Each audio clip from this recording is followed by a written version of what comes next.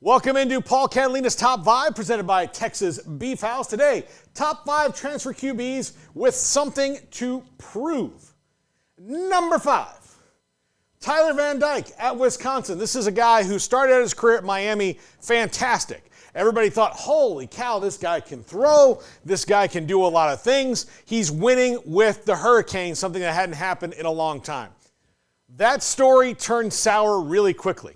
The last couple of years of Miami football has not provided as much promise as maybe in his first year starting, and definitely not as much as promise as it showed. Plus, he's battled through a ton of injuries to now come out the other side as the presumed starter at Wisconsin. This is someone who had NFL written all over him early on. Right now, he's going to be lucky to be drafted because of the situation that he put himself in or that Miami put him in. Let's see if Luke Fickell can get anything out of Tyler Van Dyke, if he can restart him. Sometimes it's not the guy's fault completely. Sometimes things happen that break quarterbacks down or break players down, and they need a reboot. This reboot could be very interesting to watch at Wisconsin in year 2 of Luke Fickell, who's known to get the most out of guys when he gets them on the field. Number 4, KJ Jefferson, UCF.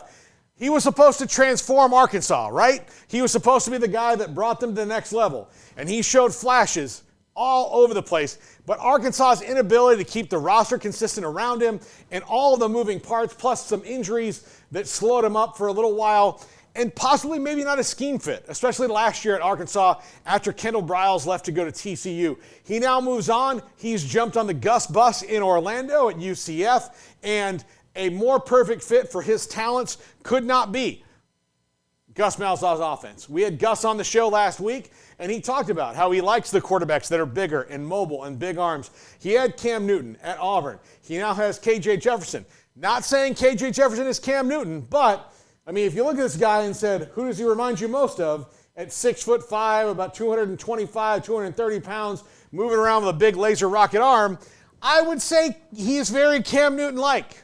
Very Cam Newton-like, from the same category of quarterback as Cam Newton, and Gus Malzahn made him a Heisman Trophy winner and the first overall pick in the draft. Number 3, Kyle McCord at Syracuse. This dude was 11-1.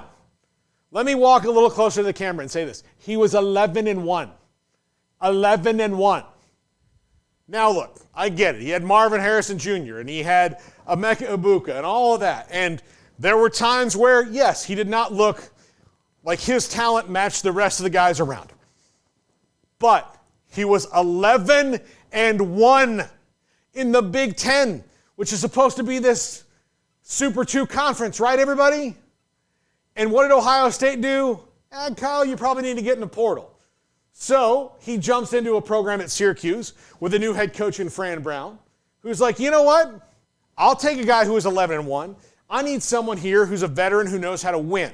And look, Syracuse has a long way to go. And there has not been excitement around that football program in a long time. They are at best in the middle of the pack in the ACC. But if they can show some strength and build some momentum and get people excited about playing for Fran Brown, a lot of that's on the shoulders of Kyle McCord, who, again, I repeat, was 11-1 as a starter. His only loss as the starting quarterback was to the eventual undefeated national champion. 11-1. That's a key thing to remember about him. He was 11-1. Now, I get it. Not every 11-1 is equal. But it's a valuable stat to remember when you're talking about a guy who's about to lead your offense. He at least knows how not to lose games, which is a big deal. If you have a quarterback who knows how not to lose, then you can maybe teach him how to win, especially if he knows how not to lose a game. Kyle McCord certainly knew that. Yes, the talent around him at Ohio State, way better than what he's going to have at Syracuse, but still 11-1. Number 2, Grayson McCall at NC State. This is a guy who's been dominating at Coastal Carolina his entire career, but now he moves up to the big boys in the P4 with NC State, a program that has just been on the cusp of being like really relevant. They're really good defensively. They're okay on offense. They're not, Virginia Tech at the end of Beamer bad on offense. They're not Iowa bad on offense. They're just kind of okay. This is a guy who can elevate their game quite a bit. I think that's what they thought they were going to have eventually with Devin Leary. Devin Leary got hurt in the middle of his last year at NC State, then transferred last year to Kentucky. Grayson McCall, his last year will be at NC State to see if he can get some more bump for the NFL and to see if he can win in a power conference. Look, NC State, Dave Doran doing a really good job at most things there, but they haven't really had a quarterback to take him over the top, and perhaps that is Grayson McCall, and he has to prove it to not only himself but the NFL scouts and the people in the ACC that he's out there to win games. And number 1, Blake Shapen at Mississippi State. Maybe I'm too close to this one. Maybe I'm a little too close to this one. But we saw Blake his entire career here at Baylor. He is a very skilled athlete, but maybe not that formed of a quarterback, more or less. And maybe he was in the wrong system the last couple of years. But as he moves into Jeff Lebby's system at Mississippi State, can he be there and can he prove that he wasn't just a bus driver? Because I think sometimes that was the label he was given.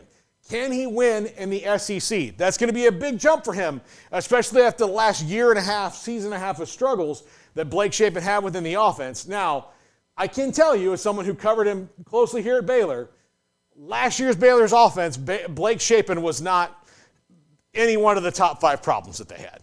He was really kind of the engine that made it go. It'll be interesting to see him work in a spread offense around him that will maybe highlight some of his skills a little bit better than the wide zone did. And we'll see if Jeff Lebby can really be that quarterback whisperer that he is known to be over the years. That's going to do it for the top 5. We're going to wrap it up right now.